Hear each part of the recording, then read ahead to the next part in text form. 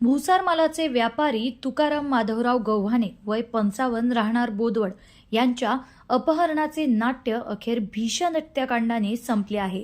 शनिवारी दिनांक 27 डिसेंबर रात्रीपासून बेपत्ता असलेल्या गव्हाणे यांचा मृतदेह सोमवारी दिनांक 29 डिसेंबर पहाटे 40गाव घाटात आढळून आला। या प्रकरणी पोलिसांनी अत्यंत वेगाने तपास चक्रे फिरवून छत्रपती संभाजीनगर येथून 5 संशयितांना ताब्यात घेतले आहे।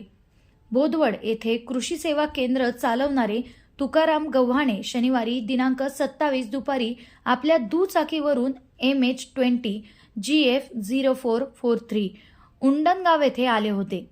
तेथील एका व्यापाऱ्याकडून 1 लाख रुपये घेऊन ते घराकडे परतण्यासाठी निघाले, मात्र रात्री उशिरापर्यंत घरी पोहोचलेच नाही। कुटुंबियांनी वारंवार संपर्क साधण्याचा प्रयत्न केला असता त्यांचा फोन बंद येत होता। दुसऱ्या दिवशी गव्हाणे यांच्या मोबाईलवरून त्यांच्या मुलाला फोन आला। माझे अपहरण झाले असून बस स्थानक परिसरात 1 कोटी रुपये घेऊन ये असे त्यांनी सांगितले। त्यानंतर काही वेळाने पुन्हा काकांना फोन करून 2 कोटींची मागणी करण्यात आली। या धक्कादायक फोनमुळे अपहरणाचा संशय बळावला आणि कुटुंबियांनी तातडीने अजिंठा पोलीस ठाण्यात धाव घेतली।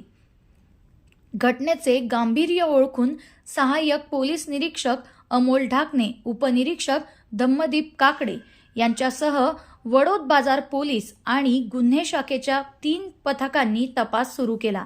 सीसीटीव्ही फुटेज आणि मोबाईल लोकेशनच्या तांत्रिक मदतीने शोध घेत असताना सोमवारी दिनांक 29 डिसेंबर पहाटे 40गाव घाटात त्यांचा मृतदेह पोलिसांना मिळून आला। या हत्येचा छडा लावत पोलिसांनी 5 जणांना छत्रपती संभाजीनगरमधून ताब्यात घेतले आहे। यामध्ये गोळेगाव येथील 2 जण, पालोदवाडी येथील 2 जण, पानवडोद येथील 1 जणाचा समावेश आहे। या 5ही जणांनी व्यापाऱ्याचा खून करून पुरावा नष्ट करण्याच्या उद्देशाने मृतदेह घाटात फेकून दिला होता। या घटनेमुळे संपूर्ण परिसरात मोठी खळबळ उडाली असून हत्येचे नेमके काय कारण होते याचा अधिक तपास पोलीस करत आहे।